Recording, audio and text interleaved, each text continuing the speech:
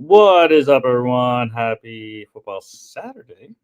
Now that it is, um, yeah, got great college football action today, and of course, we got all your NFL action going on tomorrow and Monday as well. So, we're gonna skip going into that real quick. Let's start off with college football news, though. Florida, big news for their game against LSU today.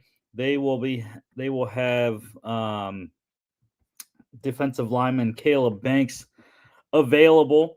So that's going to help a lot against that LSU ground game there. Wisconsin, for the Badgers today against Alabama, they will be starting San Diego State transfer QB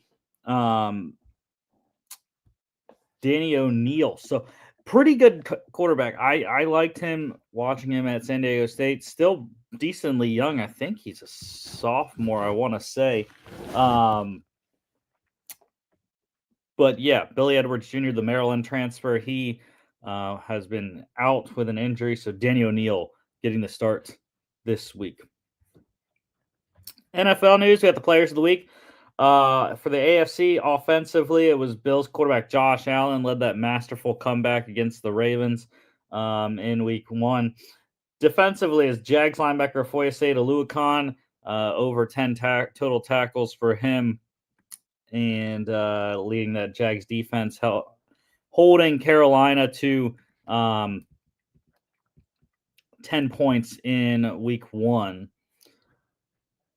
Special teams, Steelers kicker Chris Boswell. I mean, not much else to say than a 60-yard game-winning field goal. What eventually was the game-winning field goal, I should say. But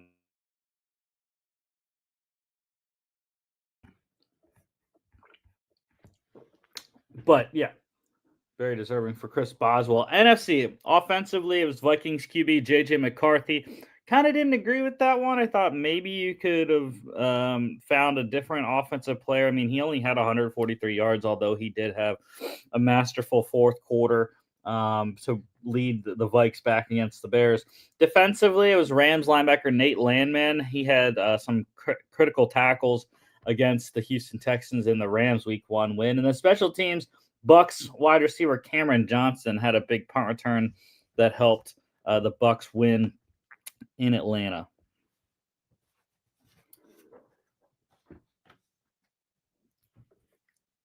The Eagles defensive tackle Jalen Carter. So he was fined $57,222, one game check for the spitting incident with Cowboys quarterback Dak Prescott. Missed the entire game, so the NFL said that is going to serve as his one-game suspension. He will be back this week in Kansas City. IR, 49ers tight end George Kittle placed on IR with a hamstring. Steelers linebacker Malik Harrison and quarterback Skylar Thompson, and the Vikings linebacker Blake Cashman with a hamstring, and running back Ty Chandler with a knee injury. We'll get the rest of the news in a sec, but let's go to college football pick standings. Jimmy and I tied at the top, 51-11, both 24-5 last week. And last week, Logan took a big hit, 0-4 on the Lone Wolves. He lost Duke, who got rolled by Illinois. UVA, for me, lost by 4 against NC State. Kentucky, for Logan, losing by 7 to Ole Miss. Logan also had Michigan, who lost by 11 against Oklahoma, and he had Montana State in the SCS game of the week. They lost in double overtime by 6 to South Dakota State. So I lost my only one as well. Like I said, Virginia. Jimmy lost his only Lone Wolf. Also, UL Monroe. What a game, Jimmy. 73-0. Quite the game for the Warhawks there on Jimmy's pick there. So today we have picks for Friday's games, but obviously they're done. So congrats to Logan. What a call he had New Mexico beating UCLA as 15.5 point dogs. I also hit my lone wolf. Arizona beat Kansas State as a 1.5 point dog. And we all hit Indiana over Indiana State, Houston over Colorado. So it was a good Friday. Logan and I, we went 3-1. Jimmy went 2-2 there.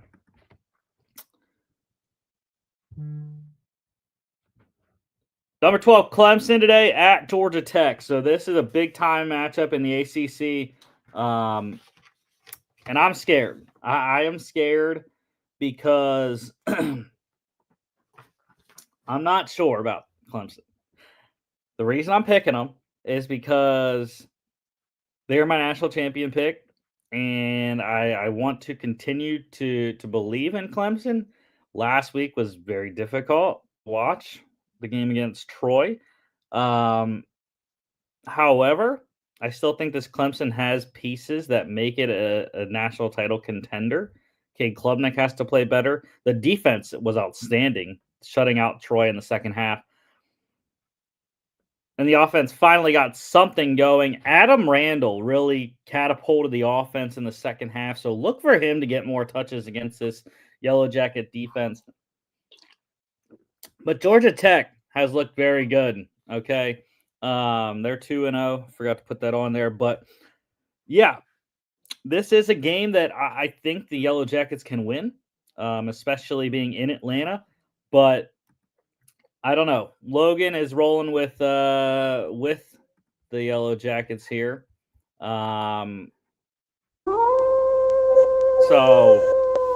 I don't fault him. I do think that Tech probably covers. It's that close on this one, but I'm rolling with Clemson. Go Tigers. Villanova at number 2, Penn State. Just got the spread this morning, 47.5 for Penn State. Roll Wildcats 47.5. I mean, Penn State didn't cover the first 2 weeks of the season. They couldn't cover last week against FIU. They weren't even close. So I like Wildcats plus 47.5, but Penn State should play well. They need to play better. Going into the Big Ten schedule, I believe next week is a bye, and then they got Oregon. So doesn't get easier for Penn State, and they need to play a lot better against Villanova today. The total for the Clemson game, by the way, was 51.5. I like the under. That one's 12 p.m. on ESPN. This game here, 3:30 on FS1. Go Dogs, number 6, Georgia, 3.5 point favorites at number 15, Tennessee. Look, Georgia's won 8 in a row against Tennessee. They haven't lost in Knoxville in a long time. But it's suspect. I'm saying it is. Gunnar Stockton has not played the best. They have overall as a team not played the best against inferior opponents in Marshall and can't remember who we played last week. Austin P. But Tennessee though, they haven't looked like world beaters either. I mean, Joey Aguilar has not played up to what he was at Appalachian State so far. So it's going to be really, I think this game's going to come down to which quarterback plays better, which I think a lot of people have been saying all week, but I agree. And I think it's going to be Gunnar Stockton. And I think this Georgia defense comes to play once again. They shut out Austin P in the second half last week. They're going to do it. Maybe turn Joey Aguilar over once or twice, and that's going to give Georgia what they need to win this ball game. And it's going to be very difficult for Tennessee to run the ball because Georgia has allowed, I believe, under 3 yards per carry this year so far. The total is 49.5. I'm going to lean on the under 330 ABC.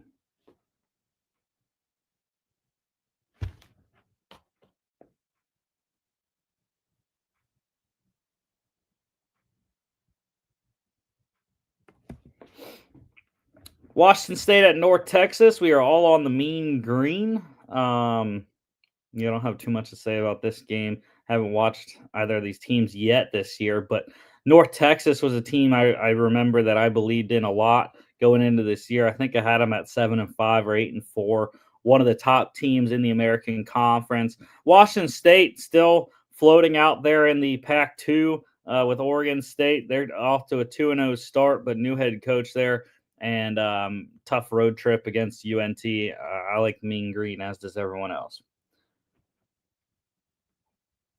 57.5 is the total. I'm going to go with the over. 330 ESPNU. The Backyard Brawl in West Virginia, in Morgantown. Yep. I am rolling with the Pitt Panthers.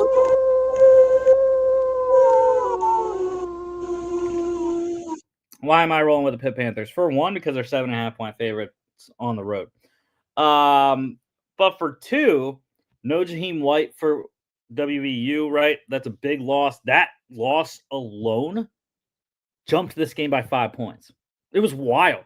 Looked at it early in the week on Monday, Tuesday. It's 2.5 for Pitt, which I should have taken, I know. But you look at it now, it's 7.5. I was like, my goodness, Jaheim White really, moved it that much? But it's okay. I believe I do lean WVU plus 7.5. However, I do like Pitt to win the game. Eli Holstein has played spectacularly this season so far. Pat Narduzzi knows how to play some defense. I think he's going to confuse Nico Martial and that West Virginia offense, maybe get a turnover or two. So I like Pitt on the road in the Backyard Brawl. Should be close, I think. 56.5 total. I like the under. 330 ESPN. Number 18 USF, the upstart Bulls at number 5 Miami. 17.5 for the Canes in this game. I like USF to cover plus 17.5. Play it down to plus 15.5 if you need. But yeah, I like USF to cover. They have been just lights out defensively this year, and they've gotten stops when they've needed to, force field goals and turnovers. I don't know if they're going to turn over the ball a lot because Carson Beck historically doesn't really give you a lot in terms of turnovers, but they do. I do think they get some stops. They score on some of the explosives that they've been hitting the first 2 weeks of the season, and they keep this thing within the spread.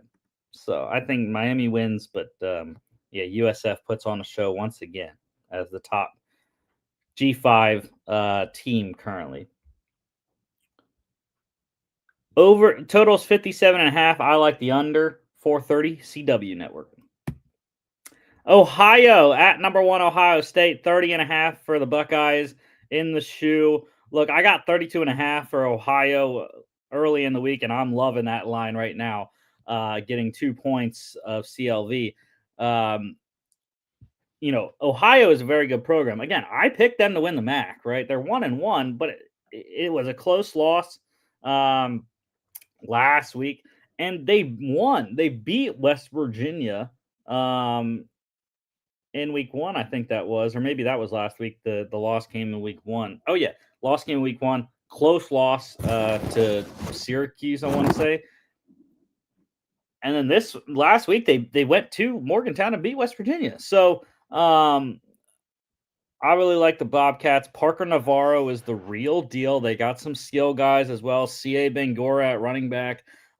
Tough time for him today running the ball against that Buckeyes front. But I like Parker Navarro to make some plays in the passing game. Keep this thing within the spread.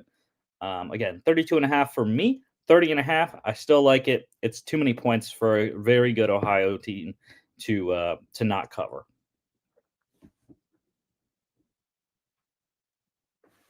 Totals 51.5. I'm going to go with the over. 7 p.m. on Peacock. Arkansas at number 17, Ole Miss. Rebels getting 6.5. I like Arkansas to cover. I think a touchdown is perfectly fine.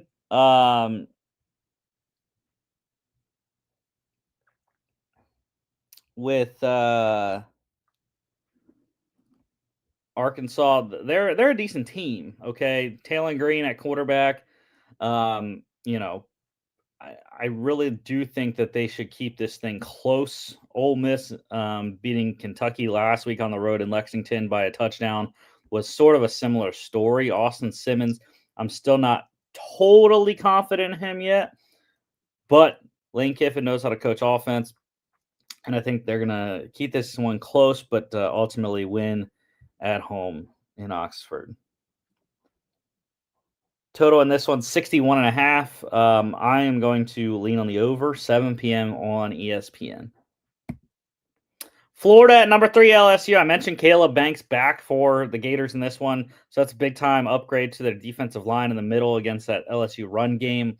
Again, I lean Florida plus 7.5. This is a close SEC team. Florida was just ranked 13th last week. Okay. They lost to USF at home. I understand. But LSU struggled as well against Louisiana Tech last week. So I would not be surprised if Garrett Nussmeier has some issues against this Florida defense, but I do like LSU to win the game. I think ultimately Garrett Nussmeier leads the Tigers down the field for a game-winning drive. 47.5 is the total. I'm going to lean on the under. These are two really good defenses. 7:30 on ABC. Number 16, Texas A&M. The Aggies going into number 8 Notre Dame. 6.5 for the Irish. Yeah.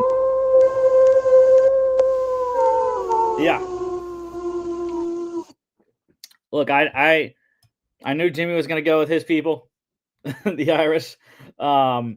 However, I wasn't sure which way Logan was going to lean. Happy to get the lone wolf here with Marcel Reed, Mike Elko, and this Aggie team. I'm not sold on CJ Carr yet. Okay, we have very limited data. Only one game. They had a bye in week 2. Is very odd scheduling. But I like A&M to at least cover plus 6.5. Or if you want to buy the half a point, I would plus 7 or plus 7.5. Like I got it at a decent juice yesterday. But look, this Aggie team, Mike Elko is going to coach some defense, okay? And Notre Dame, while they have a good team as well, I like Marcel Reed's legs to be the difference in this game for the Irish defense. I think he's going to cause some problems. They have some skill guys as well. Casey Concepcion is an excellent receiver coming out of NC State this year. But I like A&M to go on the road and beat a Notre Dame team that can't really afford to lose another one if they want to make college football playoff. This is really they got to make this win if they want to make the CFP this year. Total's 49.5. I am going to lean on the under. 7:30 NBC and Peacock. Vanderbilt at number 11, South Carolina. The Gamecocks getting 4.5 at home here in Columbia.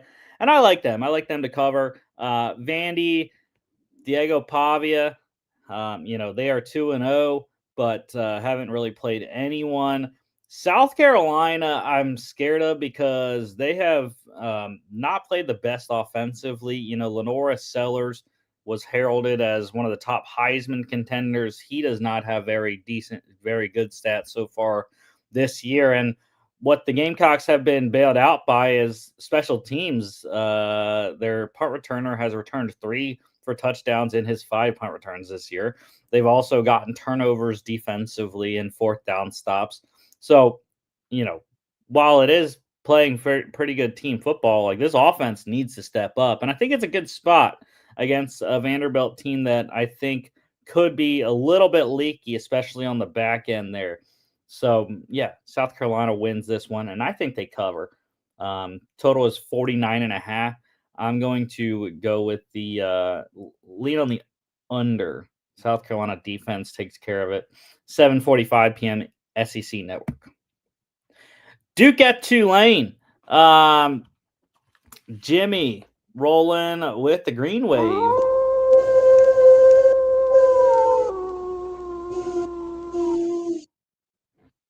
Yeah, I don't fault Jimmy for going with Tulane. This is a very close game. Obviously, 1.5 point spread here. I like Duke. I like Manny Diaz, and I like the Darian Mensah revenge game going back to where he transferred from this year.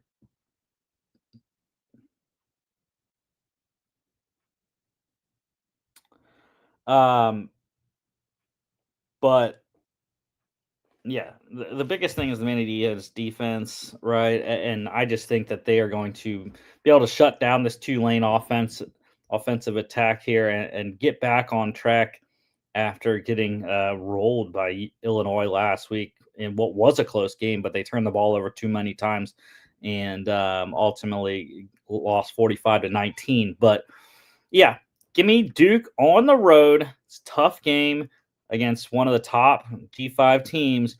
But yeah, I like Duke. Manny Diaz squad. Let's get it. 53.5 is the total. I like the under. Minnesota at Cal, the Gophers heading out west.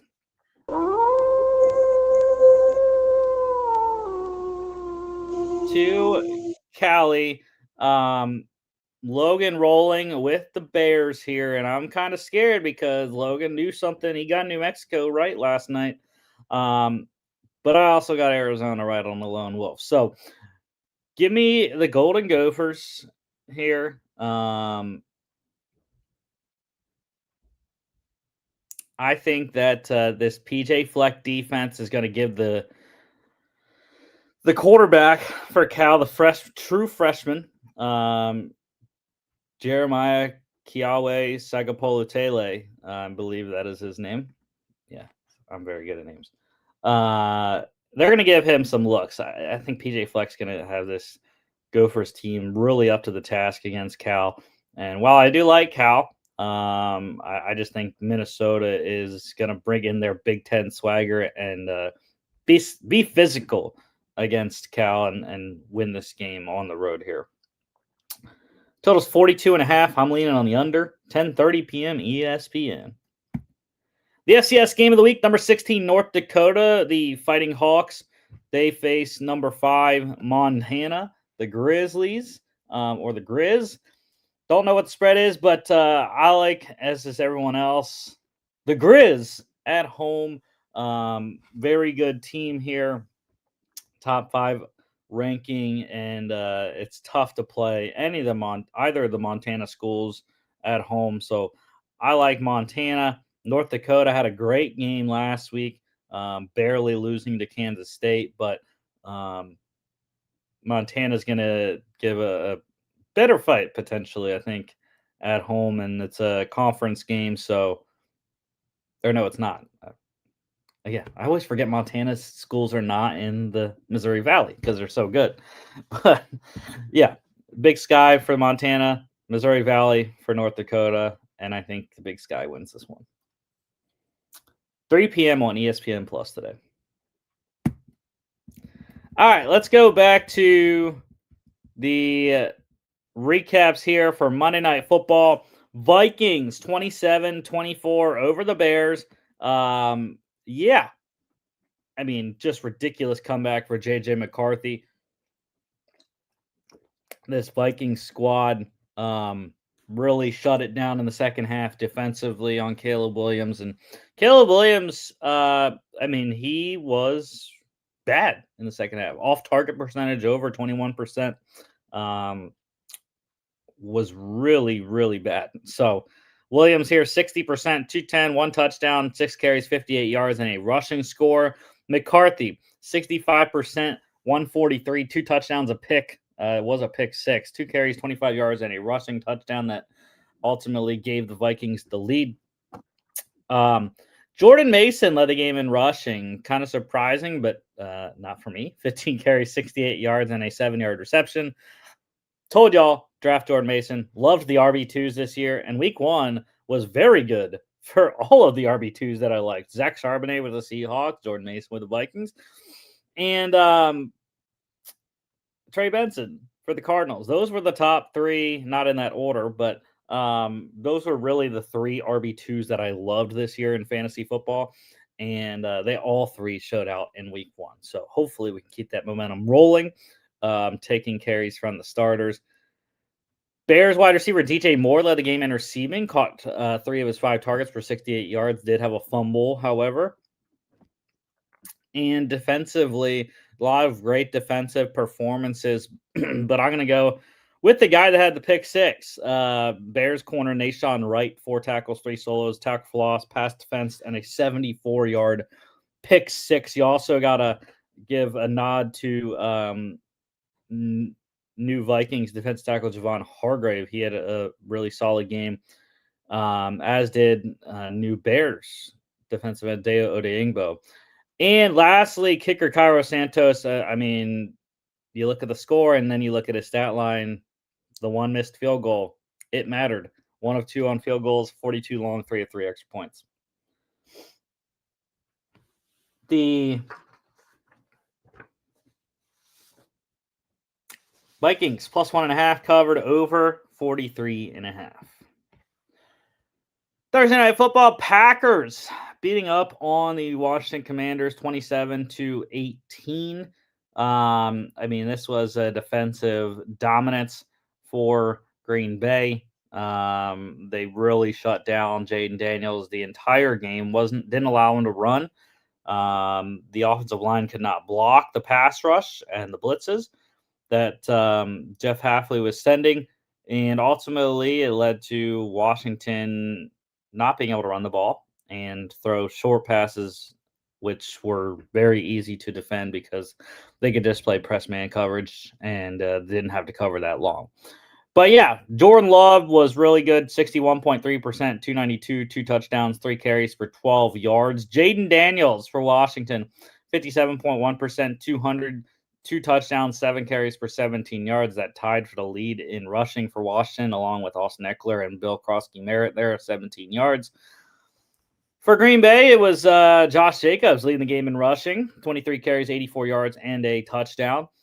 How about the games for the tight ends? Tucker Kraft for the Packers caught 6 of his 7 targets, big time, 124 yards and a touchdown. Zach Ertz led the Commanders in receiving with 64 yards on his 6 catches and a score. And defensively, the Packers D-tackle Devontae Wyatt for me, 2 tackles, both them solos, a sack, tackle for loss, 2 pass defense, 2 QB hits. You got to give it to corner Keyshawn Nixon, though. 5 pass defenses in this game. Just ridiculous production there. Of course, Micah Parsons makes the board for the first time for us. Half a sack, 3 QB hits. Packers minus 3.5 covered, under a 47.5.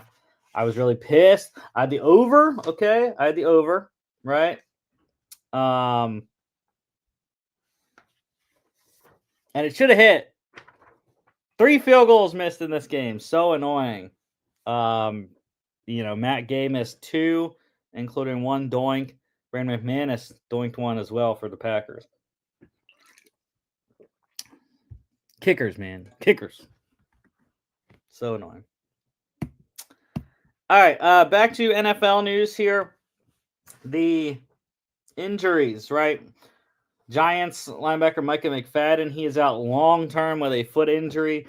49ers wide receiver Jawan Jennings, he is day-to-day with a shoulder injury, potentially going to play this week. However, quarterback Brock Purdy is out this week. He's out 2 to 5 weeks. Turf toe injury. Big-time loss for San Francisco. Colts edge rusher Laiatu Latu dealing with a hamstring injury. Commanders, big-time losses on both sides of the ball. Running back Austin Eckler, he is done for the year, torn Achilles. Defensive end Dietrich Wise, he is also out for the season, quad injury there. So it looks like Bill Krosky-Merritt, Chris Rodriguez is going to fill the need at running back there. And defensively, they're going to have to figure it out because Dietrich Wise was really one of their best pass rushers. They still have Dorrance Armstrong, however, on the edge. For the Packers, wide receiver Jaden Reed, he broke his collarbone on Thursday. He is out 6 to 8 weeks. And the Ravens, tight end Isaiah Likely, foot injury, not going to play this week, but hoping to play and debut for 2025 in week 3. Ins and outs, Bills defense tackle Ed Oliver with a ankle injury. He is out, likely multiple weeks. Colts corners Jalen Jones, Charvarius Ward Sr., they are both out. Falcons, good to go with wide receivers Drake London, Darnell Mooney dealing with a shoulder injury. Chiefs wide receiver Xavier Worthy, shoulder injury. He is doubtful. The Patriots corner Christian Gonzalez, hamstring. He is out once again. Giants left tackle Andrew Thomas, foot injury. He is doubtful. Vikings, bunch of guys out. Linebacker Andrew Van Ginkel, offensive tackle Christian Darrisaw, corner Jeff Okudah, all out. Safety Harrison Smith is questionable.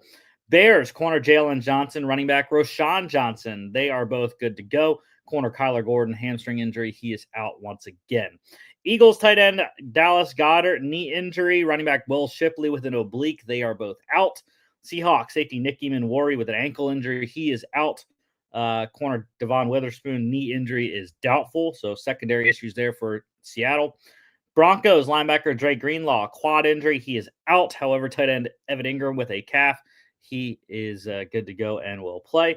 Cowboys going to be without corner Deron Bland with a foot injury once again. Jets wide receiver Josh Reynolds is out. Corner Sauce Gardner with a groin injury. He will play. Steelers safety Deshaun Elliott, corner Joey Porter Jr., rookie defense tackle Daron Harmon. They are all out. Rams guard Steve Avila, ankle injury. He is doubtful. Titans going to be without right tackle J.C. Latham and defense tackle Tavondre Sweat. Saints edge rusher Chase Young, safety Julian Blackman, and guard Trevor Penning are all out. Dolphins tight end Darren Waller, corner Storm Duck, offensive tackle Austin Jackson, all out. And Ravens fullback Patrick Ricard is out as well.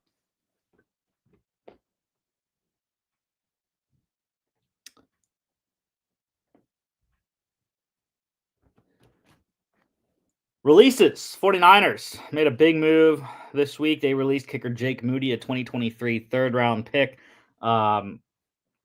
replacing him with Panthers kicker Eddie Pinheiro. Signed a one-year deal. Bills releasing punter Brad Robbins. The Jets, they released wide receiver and returner Xavier Gibson as he made key fumble last week against the Steelers that lost them the game. He was claimed, doesn't have to go far. He was claimed by the Giants, so stays in town there.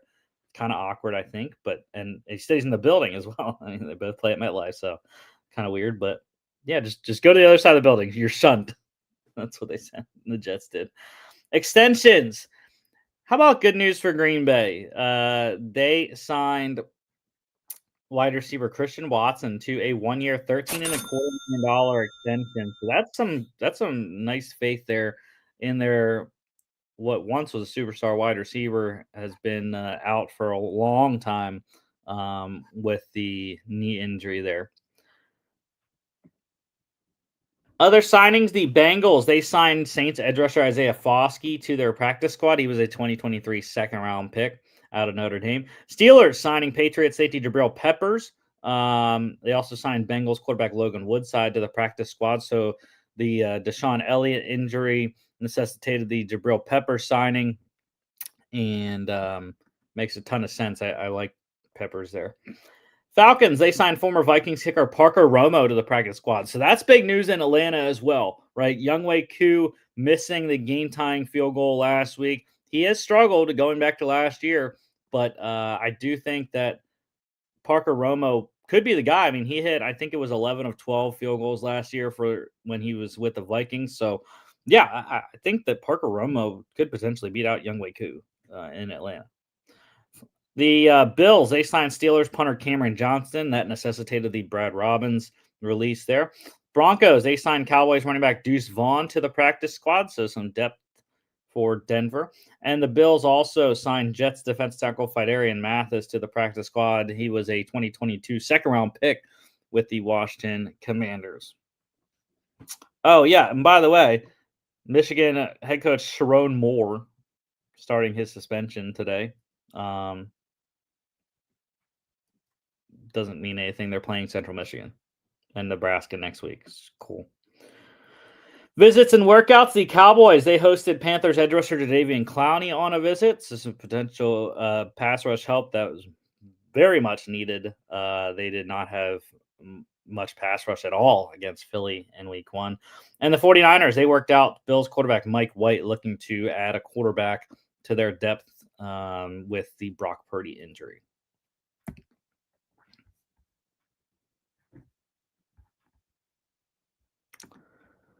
Let's go to NFL pick standings.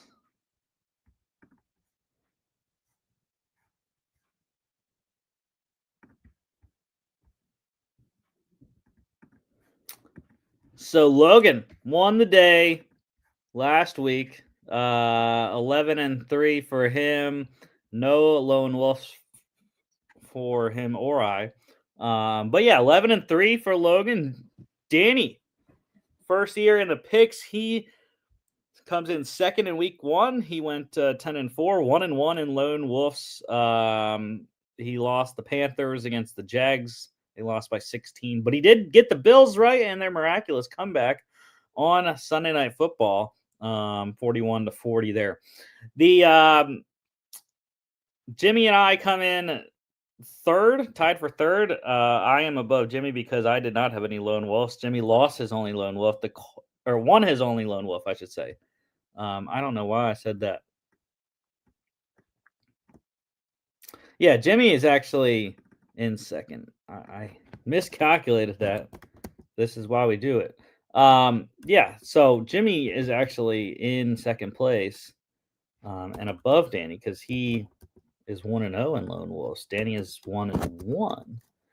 So yeah, that makes a ton of sense. I am in third then, alone at 9-5. Didn't have any lone wolves. And John, very poor first week. Stayed at 500, 7-7, but 0-3 in lone wolves. The Jets losing to the Steelers by 2, Falcons losing to the Bucks by 3, and the Seahawks losing to the 49ers by 4. All close ones, John, but no cigar.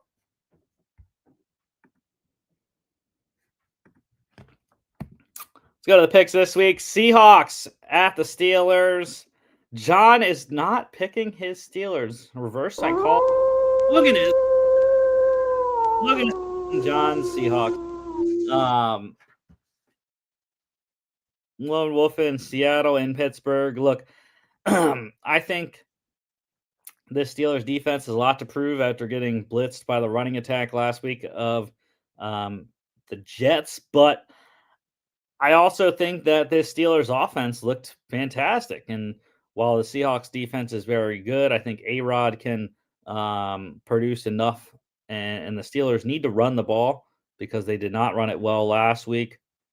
But with the secondary issues, injuries that Seattle has, I think there's definitely going to be some opportunities for DK Metcalf and this Steelers passing attack to once again attack through the air. Steelers minus 3.5, totals 39.5. I'm going to go with the under. Rams at the Titans. We're all on LA. Yeah, it's tough to pick the Titans right now, especially these first two games, right? Denver, LA. I think two solid defenses. Now the Rams aren't world beaters in the secondary like the Broncos were. So I do think that the passing attack for Tennessee should have a little bit better of a day with number one overall pick Cam Ward, but I still think it's going to be difficult to run the ball on this Rams front seven. It's also going to be hard to pass protect, especially with J.C. Latham out at right tackle. Total on this one's 41.5. I'm going to lean on the under. Jags at the Bengals, split city here. Jimmy and Logan are the minority picks here with Cincinnati. I was kind of shocked. I thought maybe I would get a lone wolf. I had a chance at it. No, John and Danny are with me. And look, the facts are the facts, right? I picked Cincinnati last week, but I also told you that Cleveland would cover. Because, one, Cleveland's defense is very good. Two, Zach Taylor going into last week was 1-11 in weeks 1 and 2 in his NFL career as a head coach. He's now 2-11. Oh my gosh. Okay. No, it doesn't matter. Okay. The Bengals, what we saw last week, are the same issues that they've had consistently for years. Okay. Offensive line cannot protect. Defense, while they did only allow 16 points to Cleveland last week, again, they aren't the greatest, and I don't think there wasn't much pass rush as well. And what I think the Jags saw last week was a Panthers team that was very bad against the run, and I think that the Bengals could potentially be that team as well. So I think they should run the ball. And I think Trevor Lawrence is going to have a decent day against this Bengals secondary, right? The key issue is going to be the Jags defending against Joe Burrow and this Bengals offense. I think they can do just enough to set up Jacksonville and win this game by a little bit. I do like the Jags to cover at the very worst, plus 3.5. Total is 48.5. I'm going to lean on the over. Browns at the Ravens. Look, I'm taking Cleveland to cover again. Why not, right? The Ravens are not going to go 0-2. The Browns are. But I just think that, right, Cleveland defensively, they're still very good. We saw that last week against the high-powered Bengals. It's going to be the same thing this week, right? They don't have key injuries on that defensive side of the ball. And the Ravens, meanwhile, defensively, they got rolled by Josh Allen, especially in the fourth quarter. So their secondary has issues also. I'm not saying Joe Flacco is going to go out and beat them up, but I do think the Browns can keep it within a score or 10 points, the 11.5, whatever it is. The Ravens, I don't think, are going to completely demolish them. Total is 44.5. I'm going to lean the over. Bills at the Jets. Yeah, we're all on Buffalo, and I lean the Jets to cover, though. This is the divisional matchup, right? I don't like playing Justin Fields, but I think Jets are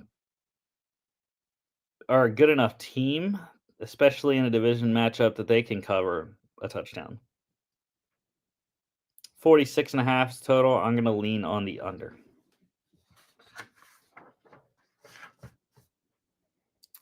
Another AFC East matchup here, and I am lone wolfing.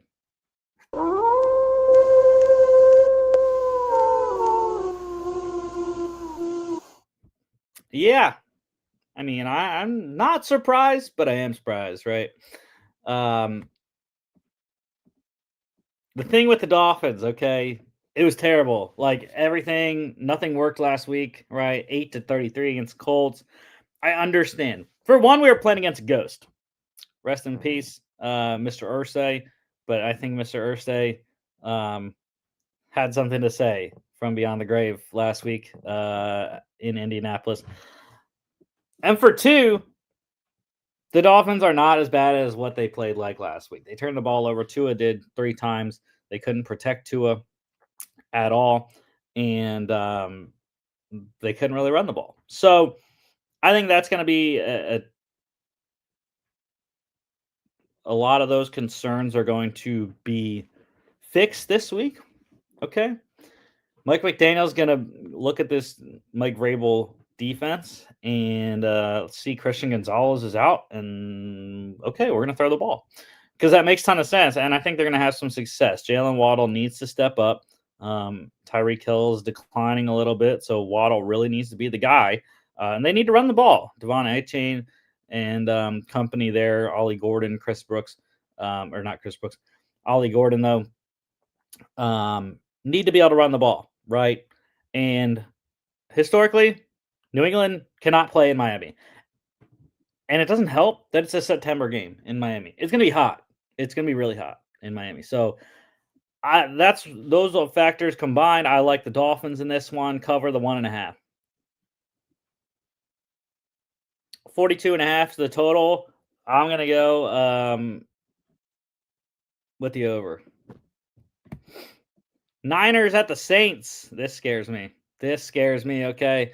We are relying on Mac Jones to go into New Orleans and win a team that played pretty well last week against the Cardinals in a 6.5-point spread. They did win by 7, but yeah, I don't know. I really think that the Saints might not be as bad as we all thought, or maybe the Cardinals are just worse than we thought. I don't know. But this 49ers team severely handicapped with Mac Jones, George Kittle not playing. They have a couple other guys banged up. Jawan Jennings.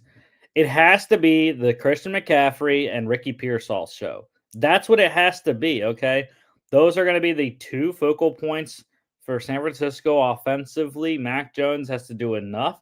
Don't turn the ball over. Win with this defense because I think the defense is still very good.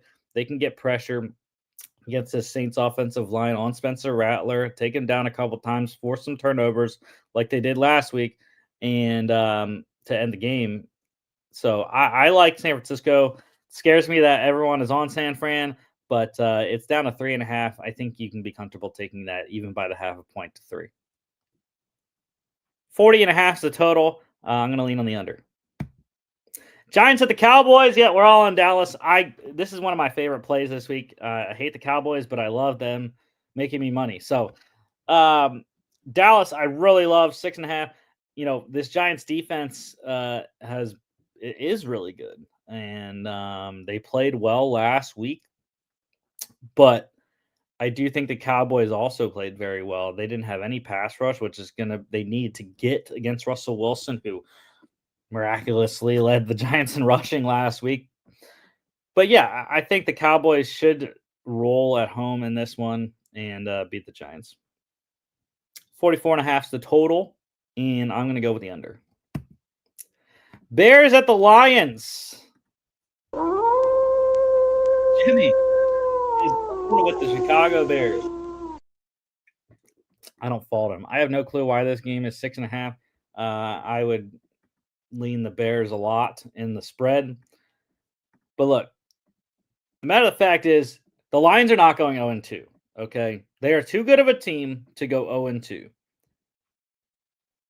The Bears, meanwhile, I think they are still murky. Okay, they had an excellent first half, and if we played first halves, the Bears might be a very good team, but they're not, and we don't. So the collapse in the second half. The Detroit team, on the other hand, did not do anything well last week. They couldn't get the ball down the field at all. They couldn't protect Jared Goff, and they couldn't run the ball.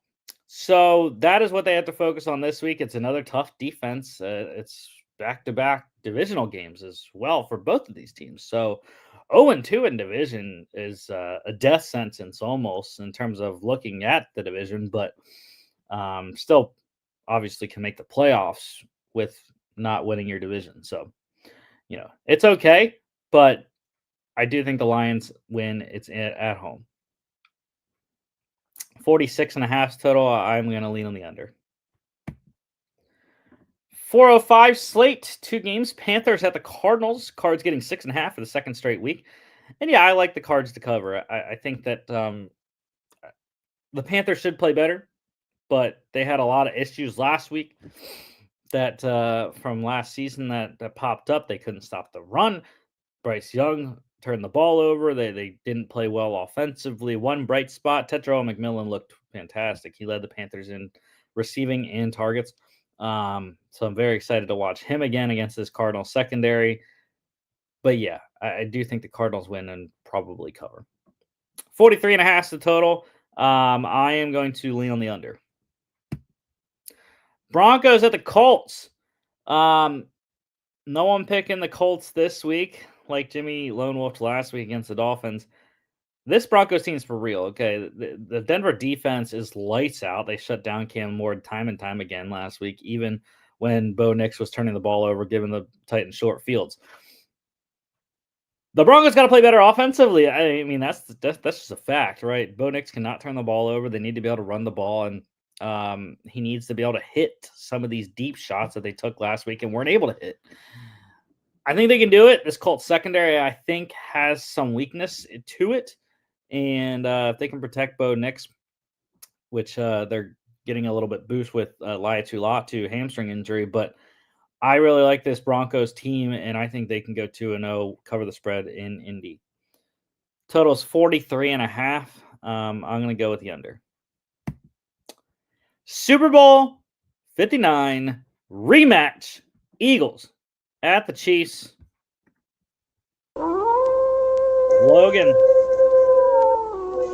Logan is rolling.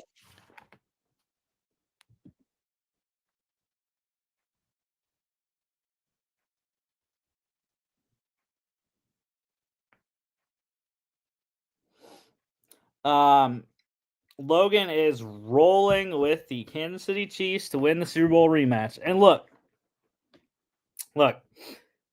history is against the Eagles, okay? The team that has lost the Super Bowl has historically won the rematch in the regular season more times than not. But I don't care. This Chiefs team is severely handicapped right now. I mean, it's Travis Kelce and everyone else on offense in terms of receiving the ball. I feel bad for Patrick Mahomes, but I don't feel bad for Patrick Mahomes. This Philly team is going to get a little bit of a boost from the pass rush because the Chiefs can't block anyone either.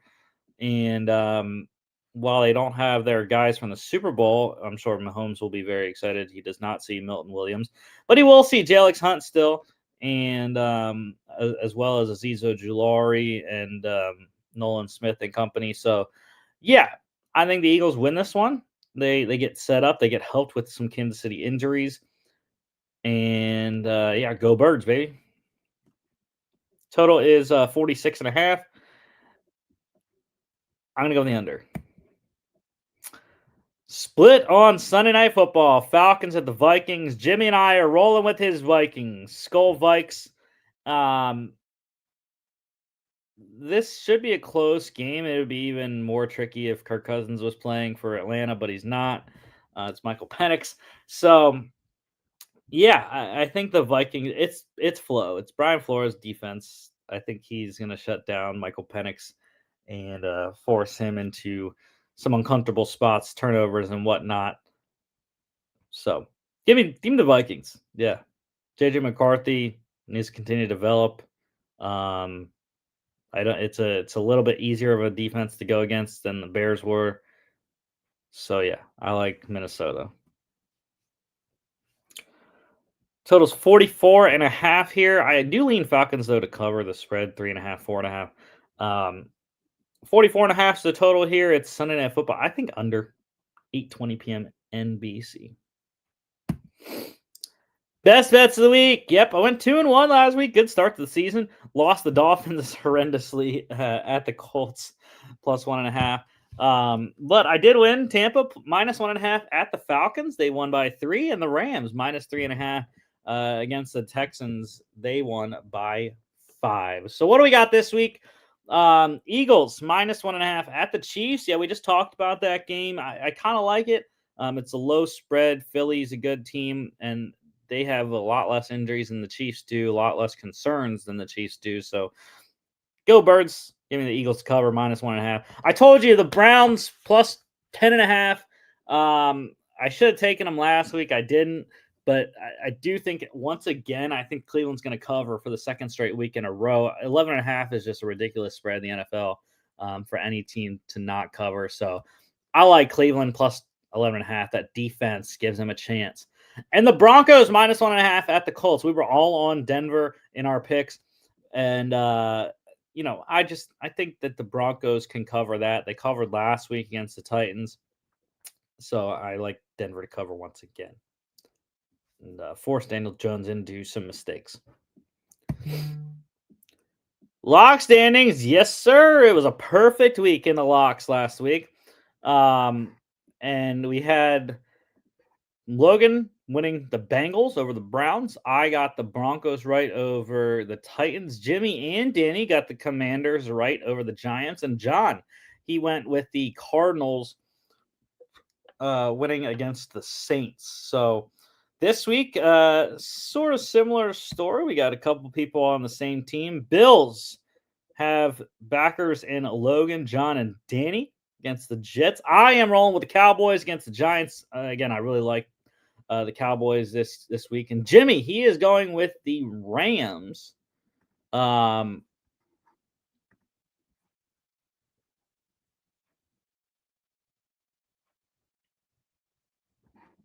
Jimmy rolling with the Rams against the Titans in Nashville. I like them all. Dog standings. Yeah, kind of the exact opposite. Logan, the only one, the reigning dog champ, okay, he knows how to pick them. He went 2-0 last week, got an outright win. He is now big advantage over the field. the Raiders +3 at the Patriots. That is what he got. But yeah, he won that one. Again, my best bet, Dolphins +1.5 at the Colts, lost tragically. Jimmy had the Lions losing +1.5 at the Packers by a bit. John lost, or actually, another correction that I got to make. John actually got a 1 win, so he is actually in second place because he covered +2.5 for the Jets against the Steelers. Yeah, that's a cover by the hook. They lost by 2, and Danny, he lost the Panthers +3.5 at the Jags. What do we got this week? Logan is on the Seahawks +2.5 at the Steelers. Yeah, I don't like that. Logan's lone wolfing the Seahawks in that game, so no one else likes it on the show here. I am on the Jags +3.5 at the Bengals. Again, I think the Bengals' struggles in the early weeks of the season is going to come back to haunt them this week, and the Jags coming off a really good win against the Panthers last week. Everything was working, so give me the Jacksonville Jaguars. Jimmy is rolling with the Patriots +1.5 at the Dolphins. I don't like that one as well. I am lone wolfing Miami this week. So, yeah, hopefully Jimmy loses. And John and Danny are together on the Falcons +3.5 at the Vikings. I also do not like that one. Jimmy and I are in the minority. We are picking the Vikings on Sunday Night Football. And that is the show for today. Nice, quick 1 hour show. Next week, talk NFL Week 3, Monday night, Thursday night recaps. We got a doubleheader on Monday night. Bucks at the Bears, Chargers at the Raiders, and Thursday night Week 3 kickoff is an AFC matchup. Dolphins at the Bills. So really good games, all three, I think. Don't forget to follow us on all our social media at FAA Podcast on Instagram and X. Actually, it's the Bucks. I should say it's the Bucks at the Texans. Forgot to change that one. Bucks at the Texans Monday night. The first game there. Don't forget to follow us on all our social media at FAA Podcast, Instagram and X, FAA_bets on X as well. FAApodcast.com is our website. Check us out here on YouTube, Facebook, X, and Instagram as well. Spotify, Apple Podcasts, iHeartRadio. Enjoy your college football Saturday, your NFL Sunday and Monday, and we will see y'all back on Monday.